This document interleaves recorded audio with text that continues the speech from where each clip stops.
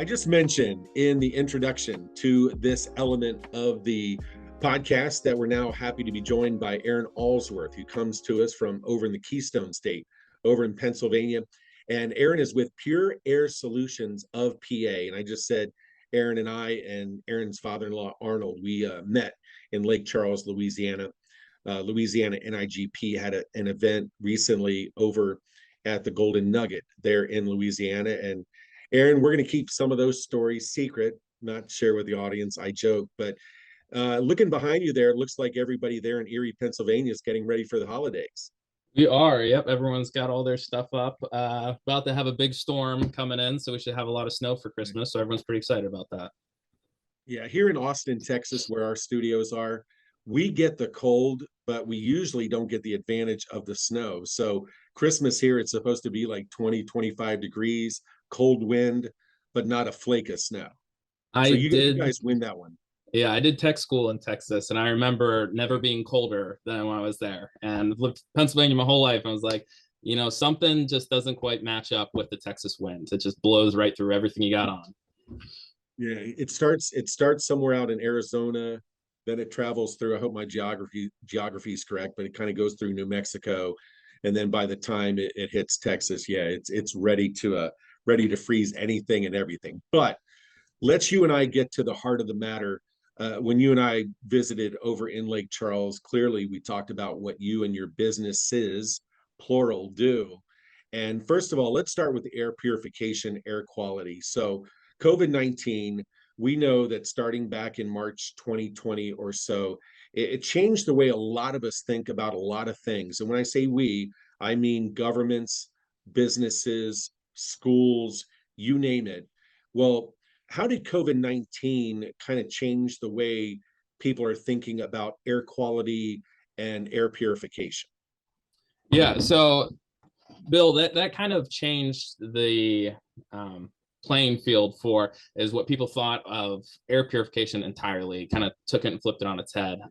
Everybody initially was just going based off the ASHRAE standards of 2 air changes per hour. And to be honest, before COVID, I never thought about air at all. I don't think anybody did. And it's just kind of revealed how much of a problem it is. Initially, everybody had the same learning curve. We watched it in real time throughout all industries. Started out with sprayers, and then it went to just filtration, and it's landed to where it is now, where it's a kind of combination of a lot of different things. But everybody thought of indoor air quality probably similar to me as it's just kind of the thing you get used to get rid of cat hair. But the truth is the amount of bacteria and viruses and everything that's in the air is a lot more than we think. People would never think twice about drinking dirty water. Right away, everyone would be like, there is no way that I'm gonna be doing that. But breathing dirty air, it's the same thing. And honestly, it's got a lot more in it. And we found over the last couple of years that the only way to treat airborne illnesses and pathogens is to treat the air. Where at first everyone initially was just treating the surfaces. You saw everyone with the wipes and the sprays and everything like that, which there's nothing wrong with that, but especially against something like the flu or COVID is ultimately ineffective against it. So we've learned that over the last 2 years, and it's kind of changed everyone's thinking to where people they're really thinking about a solution to the problem rather than just, hey, we'll wait this out. People are being a lot more proactive minded. Yeah, a couple stories I can provide, and certainly you don't need me to jump in and kind of dovetail with anything you just said. You said it all very well, but my wife is an ICU nurse here in Austin, and even before COVID, air quality, of course, in an intensive care unit is paramount. And I mentioned to somebody just this morning, in anticipation of our conversation, I went into BidPrime's database and just looked at the last 365 days, and there have been hundreds.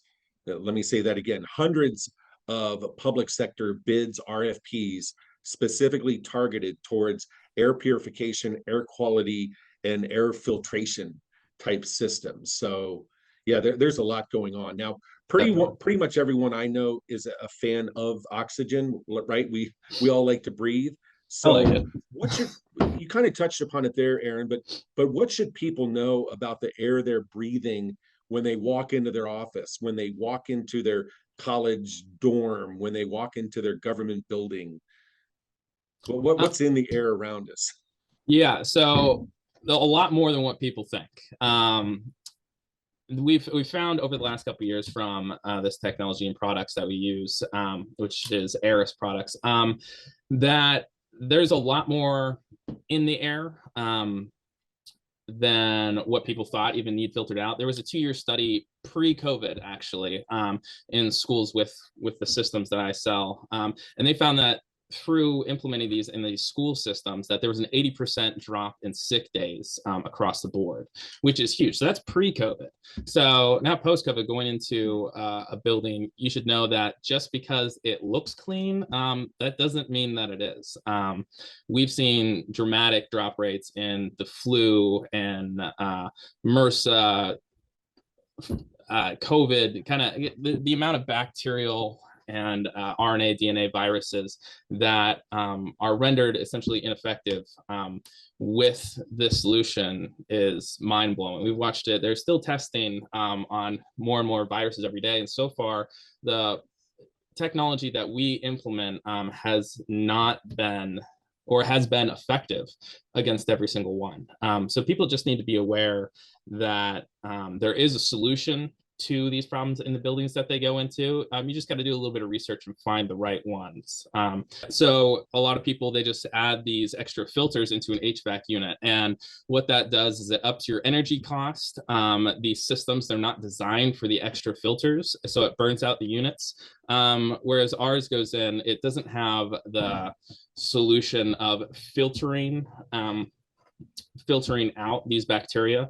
My solution, or I should say Aris's solution, it changes the inside atmosphere of a facility. So rather than the passive solution of trying to bring bacteria into a filter, catch it, and put out clean air, ours puts out hydroxyls, dry hydrogen peroxide, and superoxides that fill a space that, when it comes in contact with these bacteria and viruses, pierces their membrane, turns them into a neutral product that doesn't do anything, and renders these bacteria useless. I like to call it the only post-pandemic solution that there is, because it dramatically drops the infection rate on an indoor setting. And it just does that by recreating the outside atmosphere that we naturally have that already kills all these, and it brings it into an indoor setting. Interesting. Yeah, Dr. Rodney Rohde, who I've jokingly said for years has become our resident public health expert. Dr. Rohde, a professor at nearby Texas State University. He's going to love this episode. As a matter of fact, Dr. Rohde, our audience remembers the first episode of season 8. Dr. Rohde rejoined the show, and Dr. Rohde was talking about COVID and some of the things that we've touched upon. Dr. Rohde was talking about, when was that? Back early this year. But we'll leave it at that. So you've done a good job there, Aaron, of kind of talking about what you and your teams, and again, I keep using the plural, you and your teams are doing in terms of air quality, air purification. As you and I were standing there in the Golden Nugget, and you and I were chatting about what you do, what we do, talking about the show, one of the things that you went on to say is that you're involved in other things as well, or I guess I should say, you have available other solutions as well. And being here in Texas, of course, school safety has been front and center for many, not all, but for many. And I know across the country, school safety continues to be a priority. Again, I'm not going to be political, but different areas have different conversations centered around school safety. That's a very long-winded way of my asking you to kind of tell us about what other things you're offering in terms of, gunshot detection is a topic that we've discussed on this very show back in seasons past. So what else is out there that you're involved in? Yeah. So as you said, there's everyone's got different sides of a political aisle, but I think everyone would agree that we want our kids to be safe. And we kind of happened upon that technology. We were looking for a solution for monitoring air quality, similar to our Aris products, which I consider to be the gold standard of air purification. We wanted a gold standard for monitoring as well. So with just comparing different technologies and different equipment, we landed on a halo monitoring, and it monitors the bacteria and what's in your air. But then also what we thought would be great for schools, as you mentioned, it has aggression technology. It has gunshot detection. It detects vape. It detects THC. There's also safety words that can be used for it. So, for example, the aggression monitoring. Let's say that there is a kid in the bathroom who's being picked on or bullied or beaten up or something like that. These monitors will actually detect the aggression through language, and it will send alerts. You can have it to set alerts for security members, for teachers, principals, whoever's in your system for that. So let's say the security monitor, or a security officer, he gets an alert from the monitoring system that there's been aggression detected in this area. It will send him the location of the detection. It will talk with the security system and video cameras that are in place. It will start recording 3 minutes prior, and then it'll record up until the solution or until the problem's been resolved. But the big one is the gunshot detection. As you mentioned, it will detect that. It will send alerts to everyone, all the teachers, all of the security staff, and then it'll also call the police, and it will tell them the area in the school that it's happening. But then also for the kids and students, as they try to evacuate, it kind of switches it to a smarter strategy rather than just the nearest exit. As they go out into the hallways, these monitors will be lined similar to smoke detectors down the hall. It'll have red lights towards where the gunshot was detected and green lights to the nearest exit away from it. So now we've gone from a problem to where there's a shooter in the school. We don't really know where he is. We don't know what's happening, to everyone's alerted immediately. The police are alerted immediately. And then as far as finding an exit, it makes sure that everyone is going away from the problem. And that's kind of how we stumbled upon that. Was we weren't looking for getting into the security game or even adding that. But once we did, it kind of changed our thinking entirely to, maybe we can solve the error problem and security problems. What other problems can we solve? So we also got in with Initech Energy, and our solution, or our goal now, is to provide entire building solutions to facilities and making them essentially smart buildings. Similar to monitoring with the Halo side, the Initech Energy, it monitors a facility's energy and also stops wasted energy. So it'll detect if there's a presence in a room. If there's not, it'll turn off the lights, it'll turn off the HVAC, the heating to it. And through putting this in, people can see typically around 30% savings in energy each year. So as you said, our different businesses, it's kind of all merging into one. We'll see what we keep adding to it, but our goal is to make the safest buildings possible for any commercial use, essentially. Schools, nursing homes. We're talking to a lot of prisons right now. There's really not a facility that's not in need of the different products and services that we are able to add. Yeah, and as you and I and Arnold, your father-in-law's, we had our conversation there over in the Pelican State a couple of weeks ago. That's what impressed me. Is I thought to myself, even when I walked away, I thought, these guys, these people are involved in so many different things, and they tie so well together. And of course, and I know, full disclosure, I know this is part of the reason that you guys made the 20-hour drive from Pennsylvania to Louisiana to take part in the event. There's so many local, state type agencies from A to Z who are interested in these type of products. But I also found out when I was in Louisiana that, like a lot of businesses, back when COVID hit, and we're going to use March of 2020, but when COVID hit, you guys had to make changes in a hurry. And I kind of shared a couple of stories with you. One of a client that I know of specifically who completely changed what they were doing. Went from making electric car toys, to doing hand sanitizer dispensers. And I know all of our listeners, all of our viewers have examples of businesses they know that maybe slightly changed what they were doing and kind of had a COVID lane that they were now traveling down. And then there are others who had to completely change what they were doing in order to survive. And of course, we all know as well, and it breaks our heart, but there were a lot of businesses, of course, who couldn't recover, couldn't survive through COVID.